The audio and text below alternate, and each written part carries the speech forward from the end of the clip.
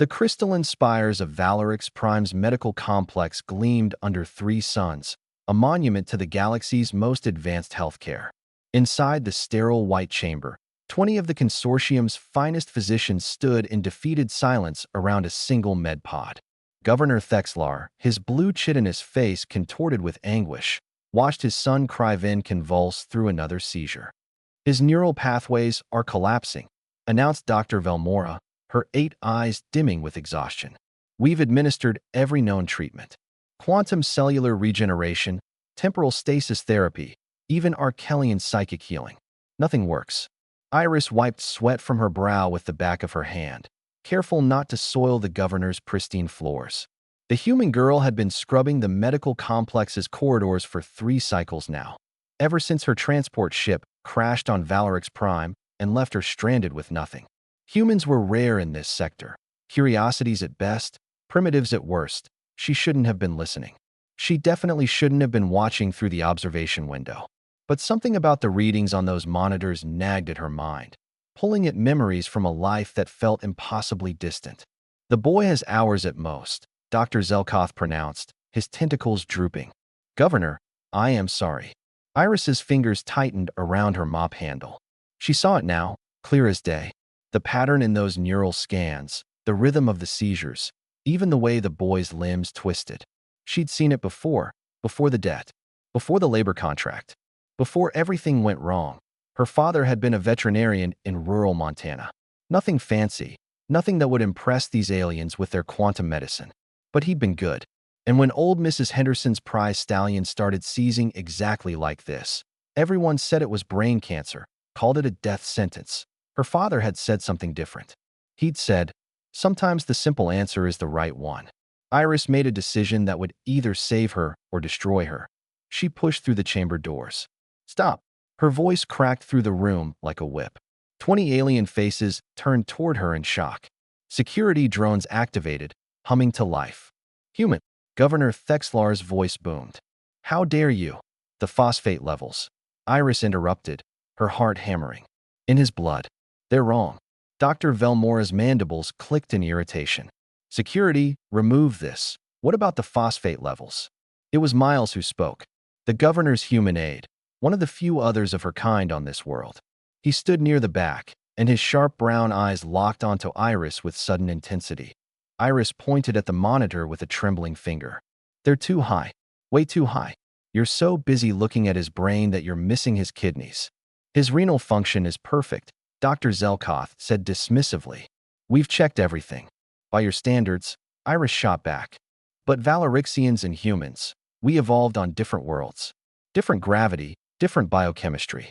What if his kidneys are perfect for processing his Valorixian biology, but something else got in? Something that's not from this world. Miles stepped forward. She might have a point. The governor's son was at the Terran embassy 3 weeks ago. There was a state dinner.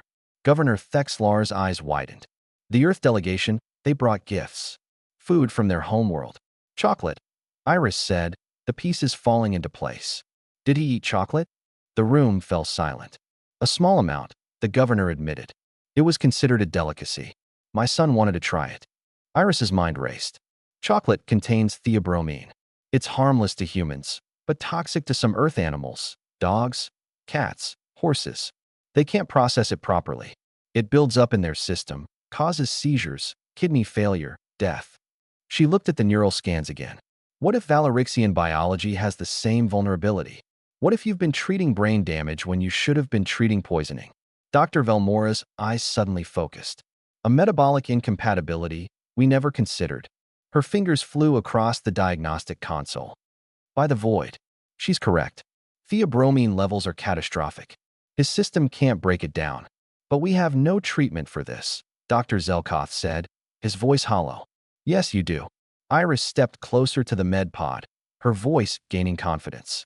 Activated charcoal to absorb the toxin, for fluids to flush his kidneys, diuretics to speed elimination. And, she hesitated, time. His body needs time to filter it out now that you know what you're fighting. Miles was already moving to the medical storage units. We have charcoal suspension. It's used for treating poison ingestion in a dozen species. This is insane, Dr. Velmora protested, but her voice lacked conviction. Taking medical advice from a janitor? She's not just a janitor. Miles returned with the supplies, his jaw set. Look at her hands. He gestured to the calluses, the steady way she held herself. She's done medical work before, haven't you? Iris met his gaze. My father was a doctor. Of sorts. I assisted him for years before. She swallowed hard.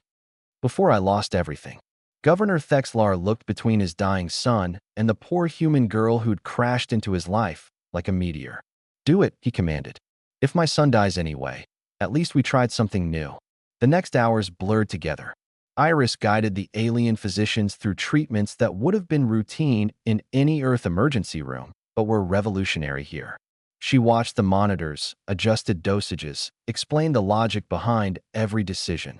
Miles stayed by her side, translating medical terminology, fetching supplies, supporting her when her legs shook with exhaustion, and slowly, impossibly, Criven's seizures lessened. His neural activity stabilized. Color returned to his chitinous skin. When the boy's eyes finally opened, Governor Thexlar collapsed to his knees beside the med pod, weeping openly. Doctor. Velmora approached Iris, her prideful demeanor shattered. How did you see what we couldn't? Iris smiled weakly. You were looking for a complex answer. Sometimes, she remembered her father's words. Sometimes the simple answer is the right one. You just have to be willing to look beyond what you expect to find. 3 days later, Iris stood in clean clothes, her first in months, in the governor's private office. Miles stood beside her, grinning. Your labor debt is cleared, Governor Thexlar announced. And if you're willing, I'd like to offer you a position. Cultural medical liaison. Humans are rare in this sector, but our worlds are growing closer. We need people who understand both sides. Iris felt tears prick her eyes. Ah, yes. Thank you. As she left the office, Miles caught her arm. That was incredible. Where did you learn to think like that? She smiled, remembering her father, the Montana sky, a life that felt like a dream now. From someone who taught me that being human isn't about having the fanciest technology or the most advanced knowledge. It's about seeing what others miss. About not giving up. About being adaptable. Miles nodded slowly. Humanity. Fuck yeah, he said softly. Iris laughed, really laughed, for the first time in months. Yeah, something like that. Outside the window, 3 suns set over an alien world that was beginning to feel like home.